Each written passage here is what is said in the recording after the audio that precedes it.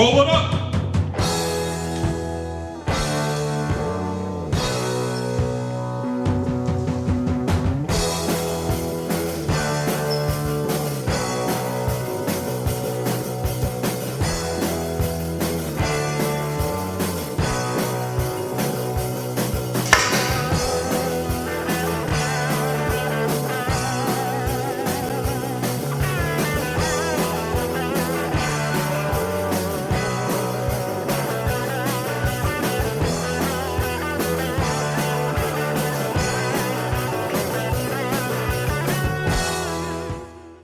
For me, going to prison was like going home. It was very easy to do.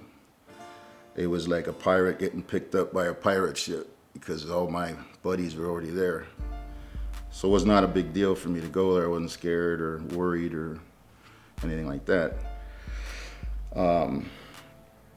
It was a strange experience for me to get into the prison system and find so many people that I knew, and also find out that 90% of them are drug addicts like me. It wasn't like on TV where guys were safe crackers and all these kind of things. They were just drug addicts, you know. And unfortunately, myself, I was a drug addict. Starting at probably 15, I was an alcoholic, working with my family. We used to do a lot of construction work, so beer was always around. And because I didn't really get along with my brothers, I didn't really hang out with them. But my friends that I did hang out with were using harder drugs. So probably around the age of 16, 17, I was shooting speed and cocaine. And by 18, 19, I was a heroin addict. And I did that for a few years, just chipping. And I had my own company doing construction work with my father.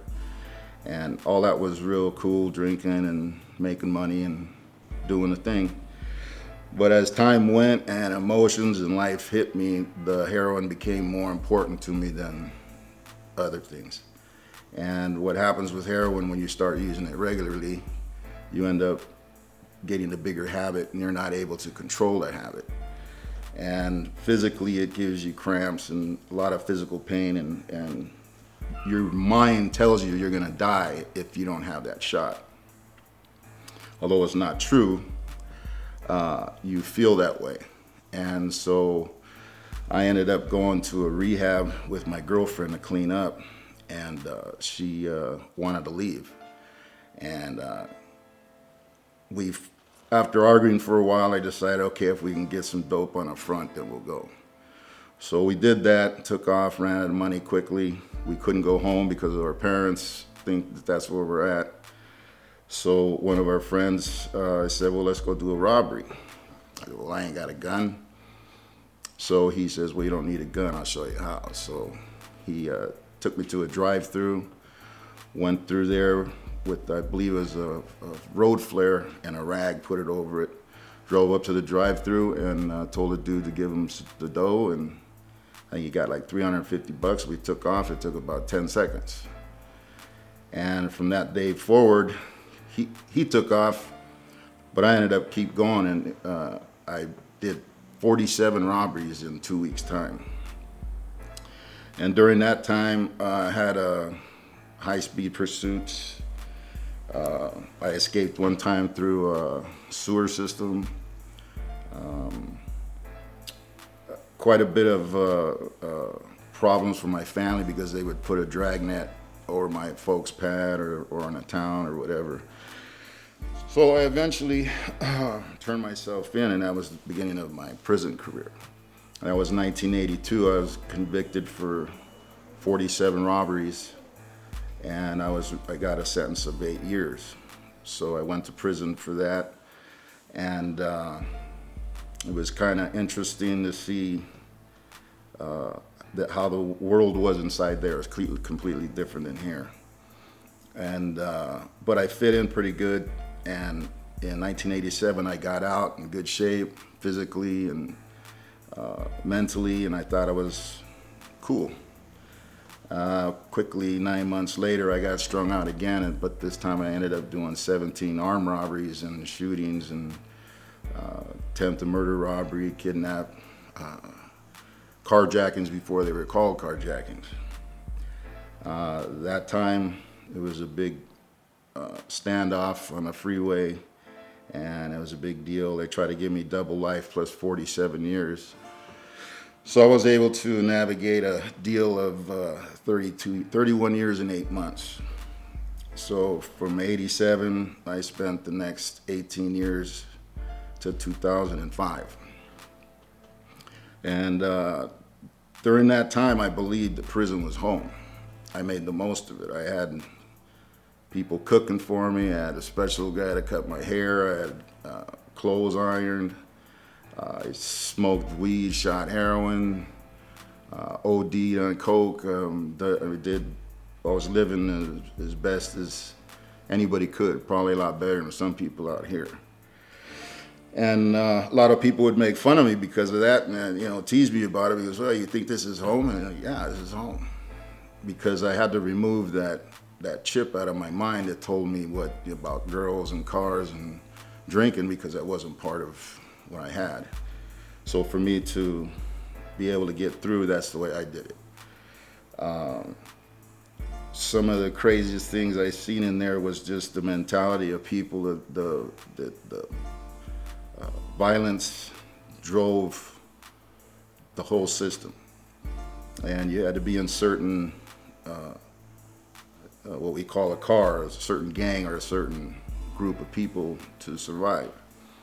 And I remember in Tracy, one of the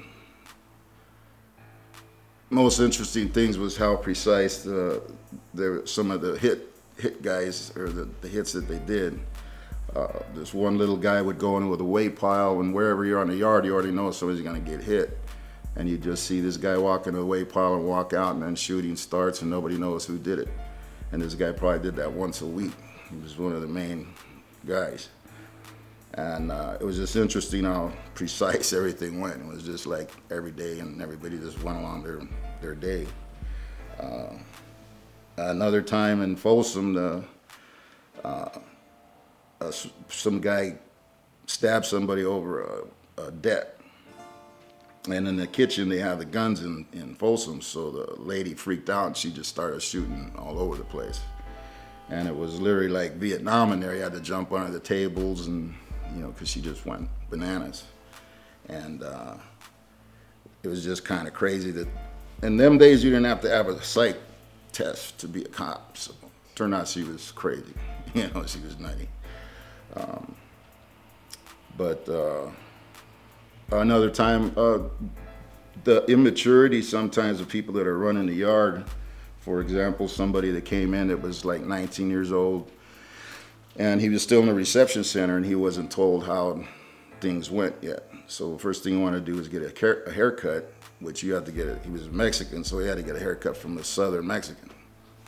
And there was a Northern Mexican left there. Everybody had went home, and he was still there, and asked him if he wanted a haircut. So he said, yeah. So he got the haircut, and the next day they sliced from his belly to his throat. Lucky didn't kill him. But, it's one thing to know what's going on and still do it, but to not be told and do it, that was how you were told. So a lot of these things is pretty crazy how they go on in there. And manipulation of the system for me I was probably one of the best at it. I had everything you weren't supposed to have, I had. And at times I'd be eating home-cooked breakfast with a knife, fork, fresh squeezed orange juice, and drinking a screwdriver and smoking a cigarette, which was none of them were allowed.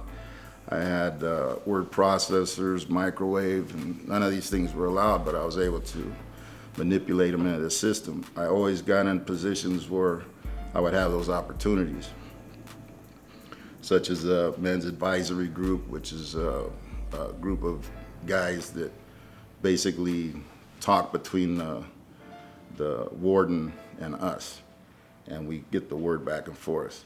So you're able to get in where get a lot of things that you want to get. Also, they had food sales, so I was able to manipulate money out of those. And at one point, I could call the places and myself. I had signed a check. I'd count the money. I'd figure out how much to sell it for, and basically running a business in there. My cell was always customized as much as I could.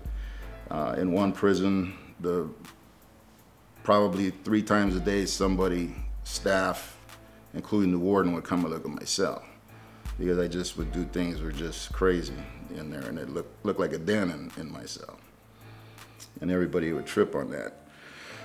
But through the end of that term, I started realizing that I was getting older. My back was starting to go out. My knees were starting to go out. I spent a lot of time working out, and I believe I wore all my joints out. And the arthritis that I have genetically, didn't help that none. So I started trying to figure out life and what was going on, because I'm going home. Now I'm kind of scared, because I'm not going to the pirate ship. Now I'm going from a pirate ship to the English nobles, and I'm a pirate. That's not going to fit. I was lucky enough to get out before my father passed.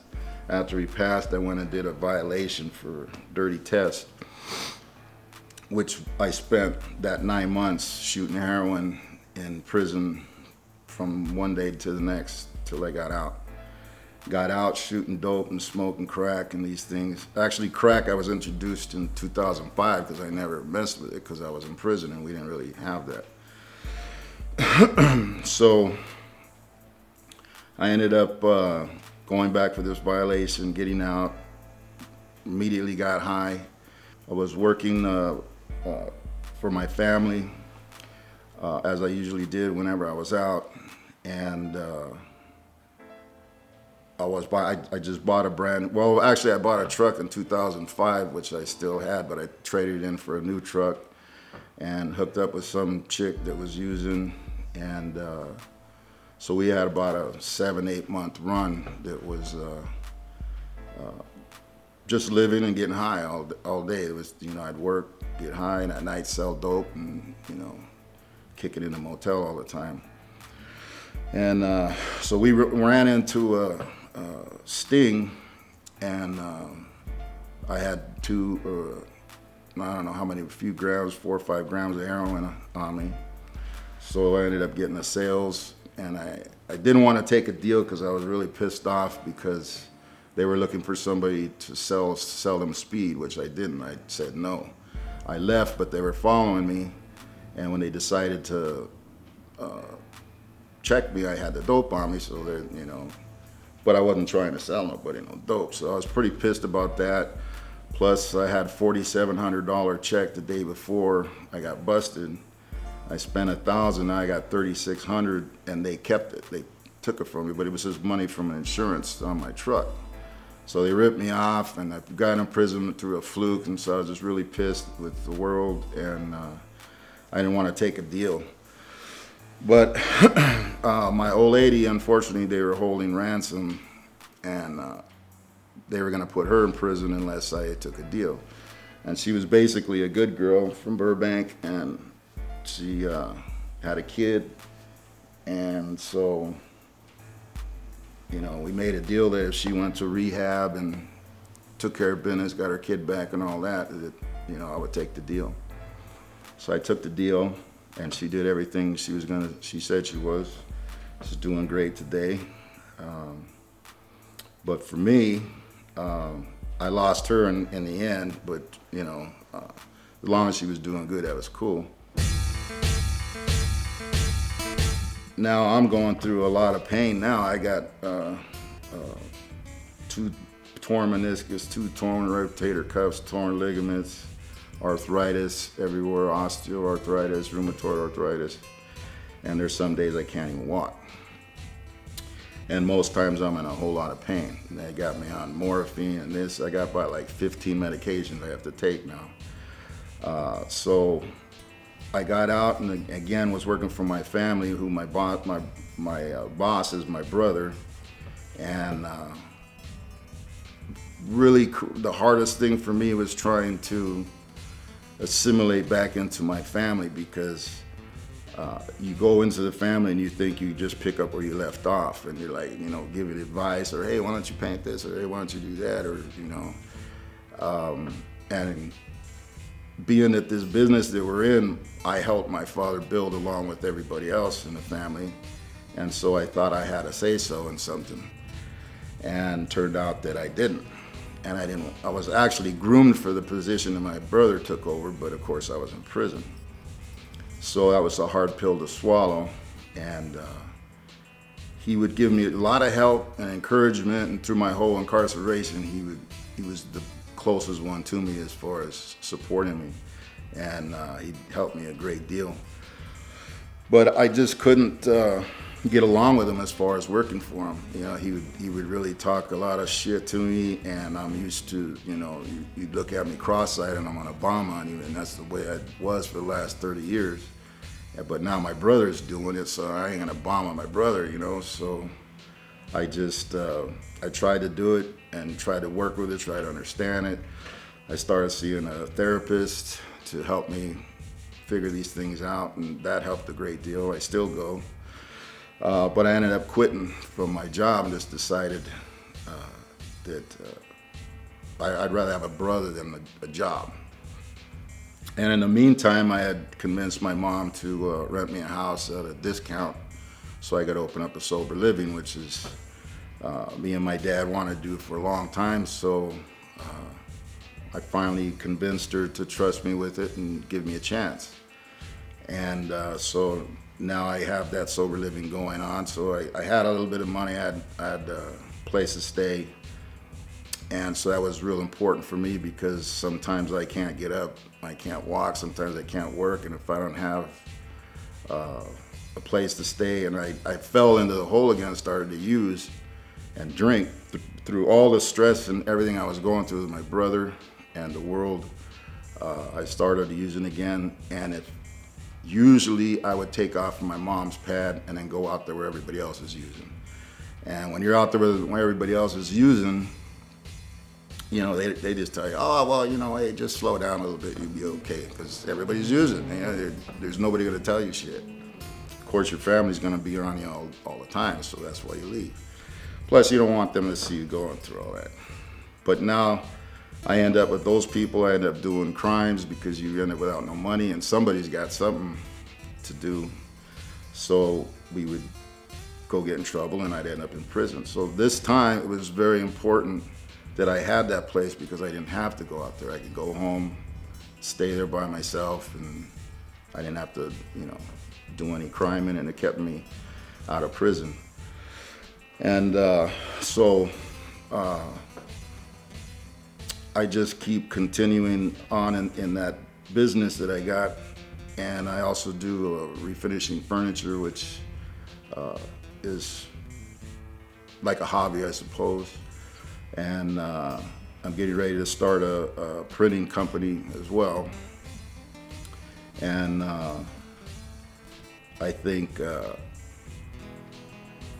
taking the time to figure out where you fit and how other people are is real important, because instead of going off and getting drunk and loaded, I'm starting to realize that he's the way he is and I'm the way I am.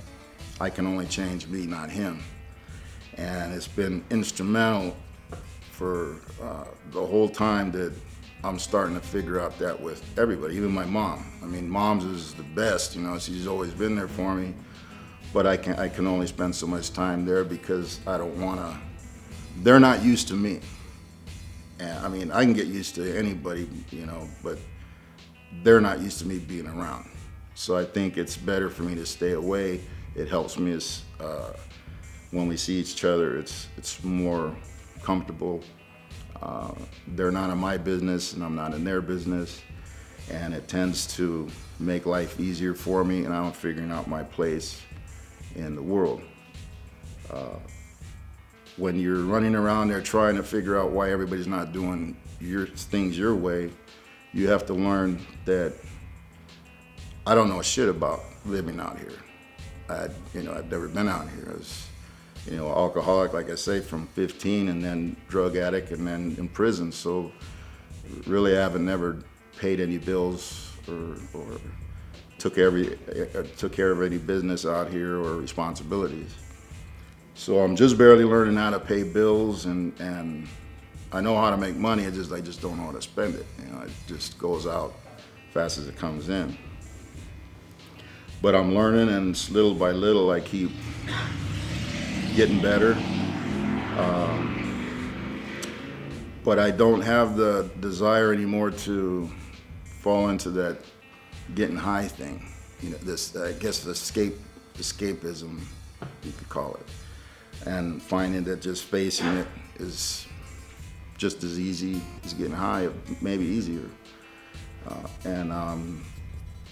So far doing pretty good. As I said, I got this a sober living, and doing a few projects,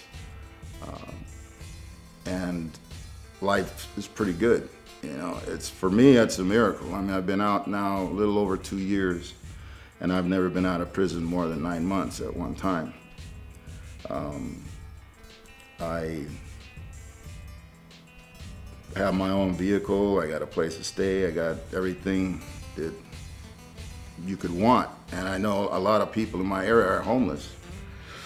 And that actually encourages me, because it's like, man, that could be me, you know, real quick. You know, I've been on the streets before, and so I just learned little by little to keep my head up and keep pushing. And things start to come together. 6 months seems like a long time when you're just getting out and things aren't going your way, but 6 months ain't shit, really. You know, it's 2 years, I'm still barely trying to get my bills right. You know, so it just takes a long time to figure it out.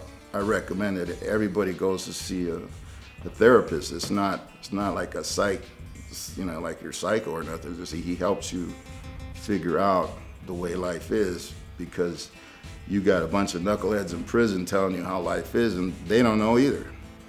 And then you come out here and people are pretty wacky themselves. So, you know, from a therapist's point of view, he goes through books and studies and stuff, and I think my trust in him is a lot, you know, a lot better than trusting in anybody else. And so far, he stirred me right. I haven't gone back to prison yet, and I really don't think I will. I've got probably close to 30 years in, and I'm 55, so I think that's probably a pretty good amount. What I'm trying to do now is just turn everything bad into good. I know I can't go to college and be a doctor. I know I can't be a lawyer at this point. There's a lot of things I can't do. But I got 30 years of education in drugs and prison. So I'm trying to use that for good. As I continue to live, I always try to help somebody out. You know, a lot of the guys that come in, they're homeless, and they might not have the money, or they might not be able to pay the rent. I'm very flexible with that, because I don't want to see nobody on the street. If somebody gets buzzed out, I make him go, but he can come back if he gets clean. Each guy has his own particular program, because everybody has their own problems. It's funny to me that a lot of the drug programs in prison will throw you out if you get caught smoking weed. But the funny part is that the state puts all this money in for a drug program for people that use drugs. And then you go into this program and you use drugs, and they throw you out. So it doesn't make any sense to me. So I try not to. I have a much more broader insight on the addiction, because I know what it's like. You know, I know you do things you thought you'd never do. You know, you lose all your credit, you lose all your cars and property, your relationships, your morals, your pride. And people say, oh, I won't do that. And no, you will do that. It's just a matter of time. And so the guys I got here, I try to be understanding with them. I give them a lot of breaks, but they toe the line. They are really good people, They help take care of me. Like I say, I'm disabled, and a lot of things I can't do, and they help me with. So by me being understanding and giving them a chance, they turn around and give me help. And I actually learn from that as well. And so I think just being in prison for a long time, I mean, you're there and then you don't remember the streets. You're on the streets, you don't remember prison. It's not something I think about all the time. I've pretty much forgot about it. And so I just keep going, and anybody that's out there that's getting, thinking it's real hard, there's a lot of things there's a lot of help out there that you can get, vocational rehab, or you can get a free phone, you can get medical care, you can get many things, you could even get housing. So, don't get discouraged or anything like that. Just try to reach out and take your time and understand that the world is different than it was. For me, it's always been different because I never really been in the world. So I had to learn the whole thing myself all over again. But I feel pretty comfortable about staying out now. I feel great about it. Love being free. There's some days I have a really nice view. I go out on the patio and have my breakfast and sit with the dog, smoke a cigarette, whatever. And it's funny that the view from my patio it's a small little hill. In the last prison I was at, I used to sit out on the bench and look at a very similar hill. It was the same view almost. So it's a lot better when you don't have a fence around you. I used to think it was home, and now I know what a home really is now, is that I really actually have a home, And people in prison, it's like we're animals in there. A while back, I walk in the yard and it just snapped that, wow, this is I'm in a cage. What the fuck am I doing in a cage, man? It's not normal. And that's when I started turning my thoughts, actually changing to more positive, more open-minded, and realizing that I don't know everything. A lot of times you like to pretend you know everything because that's all you got, But that's when I realized I'm not coming back to this place no more, And I started changing my ways. I started doing things more productive. I got in a drug program. I always have talked to the youngsters and encourage them and tell them how it works and best I can. And I just continue doing that. And being able to go and get a Slurpee 10 o'clock at night. In the summertime, fuck, you dream about that kind of shit. You're in prison, man, I wish I had a fucking Slurpee. Because you can't get ice and you don't have no ice, unless you finagle it. But, there's nothing like freedom, man. It's great. It's really great. And that's my story, and I'm sticking to it.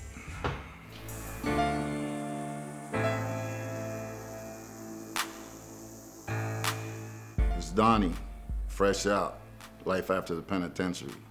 Learn from my mistakes.